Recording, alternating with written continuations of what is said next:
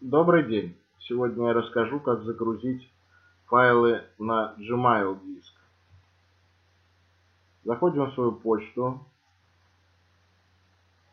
переходим на диск.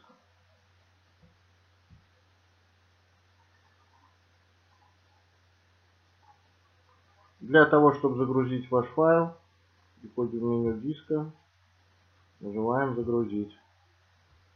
Выбираем нужный файл. Он загрузился. Для того, чтобы поделиться этим файлом, выбираем его и нажимаем «Включить доступ по ссылке». Вот у нас появилась ссылочка на файл, которую можно скопировать и поделиться с друзьями. Всем удачи!